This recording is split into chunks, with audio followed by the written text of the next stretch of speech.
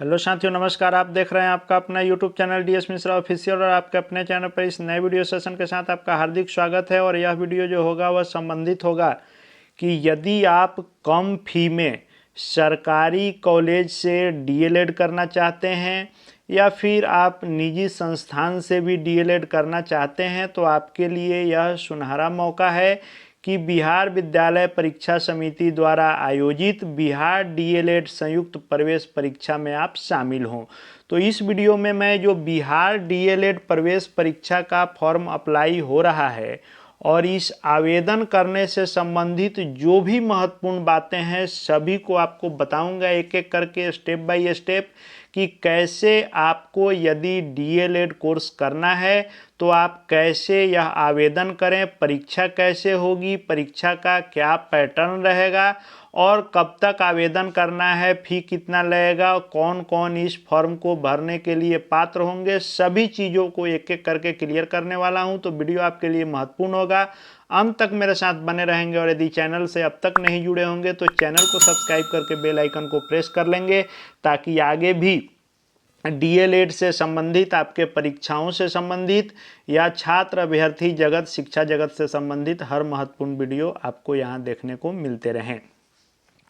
तो जो बिहार विद्यालय परीक्षा समिति यानी बीएसईबी के द्वारा बिहार डीएलएड संयुक्त प्रवेश परीक्षा जो कंबाइंड इंट्रेंस एग्ज़ाम ली जाती है उसके लिए आवेदन की प्रक्रिया शुरू हो चुकी है। और यह आवेदन की प्रक्रिया 11 जनवरी से शुरू हुई है और 11 जनवरी से लेकर के और यह 22 जनवरी तक आपको फॉर्म फिलअप करना है। तो इस 11 जनवरी से 22 जनवरी के बीच जो आपको आवेदन करने हैं उससे संबंधित क्या क्या आपको जानकारी जाननी जरूरी है, आइए उस पर बात कर लेते हैं। तो सबसे पहले हम लोग बात कर लेते हैं कि इसमें कौन कौन लोग फॉर्म भरने के पात्र होंगे। तो यह जो 2 वर्षीय डीएलएड पाठ्यक्रम है इसमें नामांकन के लिए वैसे सभी अभ्यर्थी पात्र होंगे जो 10+2 किसी भी संकाय से किए हों और 50% अंकों के साथ किए हों, वे डीएलएड का फॉर्म भर सकते हैं। लेकिन इसमें जो आरक्षण कोटि के अंतर्गत आते हैं उन सभी कैंडिडेट को 5% की छूट भी मिलेगी, यानी आपको 45% नंबर चाहिए इंटरमीडिएट में यदि आप आरक्षित कोटि से आते हैं तो, और 50% नंबर चाहिए यदि आप आरक्षण कोटि से नहीं आते हैं तो। उसके अलावा इसमें वैसे अभ्यर्थी भी शामिल हो सकेंगे जो 50% अंकों के साथ मौलवी की परीक्षा पास किए, उर्दू अभ्यर्थी भी पात्र होंगे। लेकिन इसमें कौन पात्र नहीं होंगे उस पर भी बात करेंगे। तो एक और महत्वपूर्ण बात कि क्या जो इस बार इंटरमीडिएट की परीक्षा दे रहे हैं वे फॉर्म भर सकते हैं कि नहीं, तो वे लोग भी फॉर्म भर सकते हैं जो इस बार इंटरमीडिएट की परीक्षा में शामिल होंगे। और उसमें एक शर्त ये है कि आपको नामांकन से पहले यदि आप अनारक्षित श्रेणी से आते हैं तो 50% अंकों के साथ आप इंटरमीडिएट उत्तीर्ण हो जाएंगे और आरक्षित कोटि के अंतर्गत आते हैं तो 45% मार्क्स के साथ यदि आप उत्तीर्ण कर जाएंगे तो आपका नामांकन हो सकेगा। इसमें कौन लोग नहीं शामिल होंगे, तो जो लोग यदि पॉलिटेक्निक किए हैं या आईटीआई किए हैं वे लोग इसमें नहीं फॉर्म भर सकते हैं। लेकिन कोई 10+2 में वोकेशनल कोर्स के अंतर्गत कोई कोर्स किए हैं इंटरमीडिएट के समकक्ष तो वे इसमें शामिल हो सकेंगे। साथ ही साथ जिन्होंने मध्यमा के बाद इंटरमीडिएट 10+2 किया हो या फोकानिया के बाद इंटर 10+2 की योग्यता हासिल किए हो वे सभी पात्र होंगे। यानी इंटरमीडिएट उत्तीर्ण हो या इंटरमीडिएट की परीक्षा में इस बार शामिल हो रहे हो, सभी इस फॉर्म को भरने के लिए पात्र होंगे। आपकी उम्र कितनी होनी चाहिए, तो आपकी उम्र 1 जनवरी 2025 को आपकी उम्र जो है वह न्यूनतम 17 वर्ष होनी चाहिए। 17 वर्ष आपका उम्र हो गया है तो आप इस फॉर्म को भर सकते हैं। इसमें प्रवेश की प्रक्रिया क्या होगी, तो जो प्रवेश की प्रक्रिया होगी वह इंट्रेंस एग्ज़ाम से होगा और इस एग्ज़ाम में आप क्वालिफाई करेंगे तो आपके मेधा सूची के आधार पर मेरिट लिस्ट बनेगा। उस मेरिट लिस्ट के अनुसार आपसे कॉलेज के चॉइस मांगे जाएंगे। यदि आपका अच्छा स्कोर रहा इसमें तो आपको सरकारी कॉलेज मिल जाएंगे और आप बहुत कम फी में सरकारी कॉलेज से आप डीएलएड की डिग्री हासिल कर लेंगे। भविष्य में शिक्षक बनने के आप पात्र हो जाएंगे। यदि कम स्कोर आता है तो आपको प्राइवेट कॉलेज का भी ऑफर मिलेगा। आप चाहें तो उसमें भी नामांकन ले सकते हैं। सरकारी की तुलना में उसमें फ़ी अधिक लगेगा, लेकिन उसके लिए भी आपको ये इंट्रेंस एग्ज़ाम में फॉर्म भरना होगा। आरक्षण जिनको मिलता है उन सभी को इसमें भी आरक्षण मिलेगा और आरक्षण के अनुसार आपको मिनिमम क्वालिफाइंग मार्क्स में और फी में और साथ ही साथ आपको शैक्षणिक योग्यता का जो मार्क्स है 50 के बदले 45%, इन सभी में आपको आरक्षण का लाभ मिलेगा। जो इंट्रेंस एग्ज़ाम होगा वह सीबीटी मोड में होगा, यानी कंप्यूटर बेस्ड टेस्ट होगा। कंप्यूटर पर आपको ऑनलाइन एग्ज़ाम देने होंगे। एग्ज़ाम जो होगा वह 120 नंबर का होगा और 120 नंबर में आप कितना स्कोर करते हैं उस पर निर्भर करेगा कि आपको मनचाहा कॉलेज डीएलएड का मिलेगा या नहीं मिलेगा। यानी आपको अच्छी तैयारी करनी पड़ेगी यदि आपको अपने ही ज़िले के सरकारी कॉलेज में नामांकन कराना है तो। अन्यथा आपको दूसरे ज़िले भी मिल सकते हैं और उससे भी कम स्कोर है तो प्राइवेट कॉलेज भी आपको मिल सकते हैं।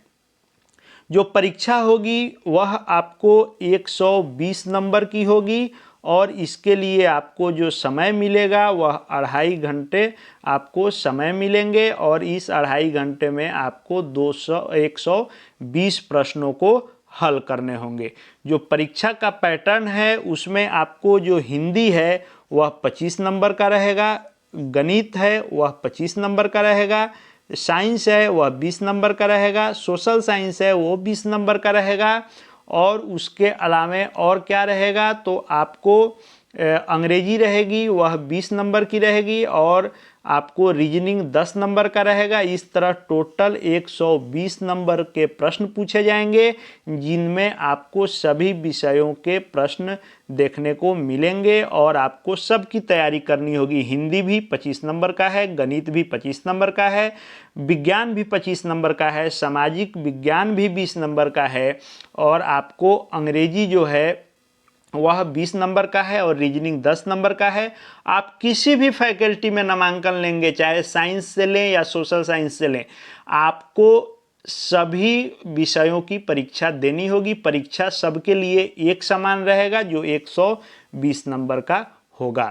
प्रत्येक सही उत्तर के लिए 1 अंक आपको मिलेंगे, यानी 120 प्रश्न 120 नंबर के होंगे।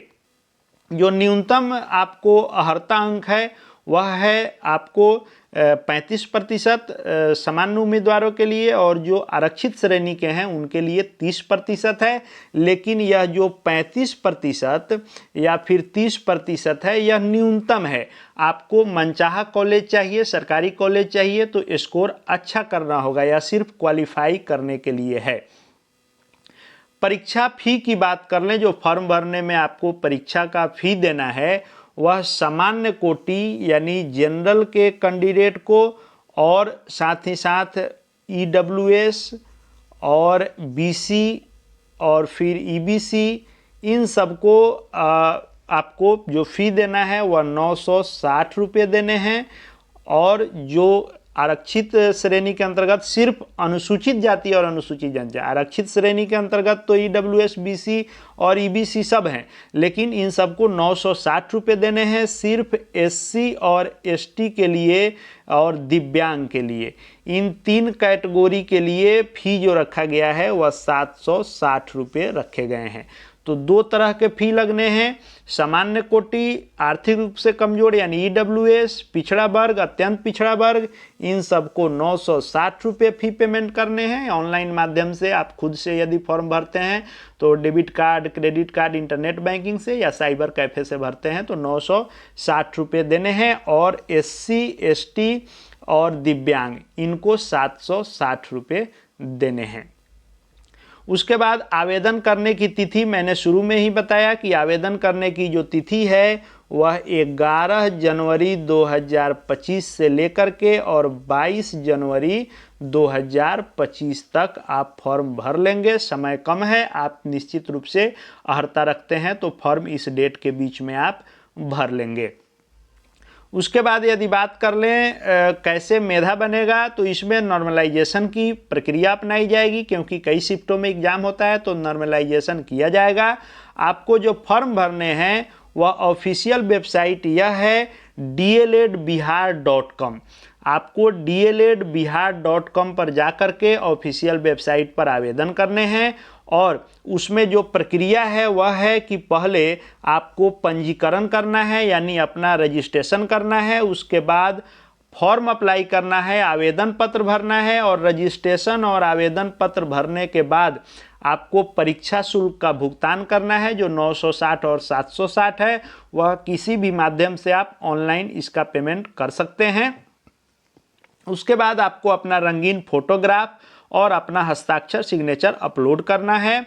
उसके बाद प्रमाण पत्र को अपलोड करना है, मैट्रिक का करना है, इंटरमीडिएट का करना है, जो आरक्षित श्रेणी के अंतर्गत आते हैं अपने आरक्षण का सर्टिफिकेट अपलोड करना है। आप SC ST हो, EWS हो, BC EBC हो, जो भी हो उसके अनुसार आपको अपने आरक्षण कोटि का डॉक्यूमेंट अपलोड करना है। आपका जो यूजर आईडी और पासवर्ड होगा उसको आप भविष्य में सुरक्षित रखेंगे, क्योंकि उसी से आपका आगे की प्रक्रिया होगी, उसी से आपका एडमिट कार्ड निकलेगा, उसी से फिर आपको अपना आगे जो चॉइस इत्यादि होगा सब में ज़रूरत पड़ेगा, इसलिए यूजर आईडी और पासवर्ड को सुरक्षित रखेंगे। उसके बाद जो आप ऑनलाइन फॉर्म भरेंगे उसकी भी हार्ड कॉपी प्रिंट आउट करके अपने पास ज़रूर रखेंगे और एक ही फॉर्म एक आदमी भरेंगे, दोबारा भरेंगे तो दोनों फॉर्म आपके रद्द किए जा सकते हैं। सभी विवरण आपको सही सही भरना है। जो सिग्नेचर करना है वह कैपिटल में नहीं करेंगे, स्मॉल लेटर में करेंगे, जैसा कि सभी फॉर्म भरने में किया जाता है। और यह फॉर्म जब आप भर लेंगे उसके बाद परीक्षा की तिथि आएगी और उस परीक्षा तिथि से पहले एडमिट कार्ड निकलेगा। एडमिट कार्ड आप निकाल करके और CBT मोड में ऑनलाइन परीक्षा जहां सेंटर आपका पड़ेगा वहां जा करके आप परीक्षा देंगे। फॉर्म भरने में क्या क्या सावधानी बरतनी है वह सब भी लिखा हुआ है। आप सावधानी पूर्वक अपना फॉर्म भर लेंगे तो इस 11 जनवरी से लेकर के और 22 जनवरी तक जो फॉर्म फिलअप करने हैं उसके बारे में जो महत्वपूर्ण जानकारी थी उसको मैंने आपको बताया। आगे भी DLED से संबंधित जो भी महत्वपूर्ण खबर आएगी सभी आपको यहाँ देखने को मिलेंगे। आगे आपके परीक्षा से संबंधित, परीक्षा पैटर्न, सिलेबस से संबंधित भी वीडियो यहाँ मैं आपके लिए लेकर के आऊँगा। चैनल से जुड़ जाएंगे, चैनल को सब्सक्राइब करके बेल आइकन को प्रेस कर लेंगे ताकि आगे सभी महत्वपूर्ण वीडियो आप देखते रहें। और टेलीग्राम चैनल से भी जुड़ सकते हैं, वहाँ आपको इस नोटिफिकेशन का PDF यदि चाहिए तो वहाँ मैं उपलब्ध करा दूंगा। इस वीडियो को देखने के लिए आपका बहुत बहुत धन्यवाद।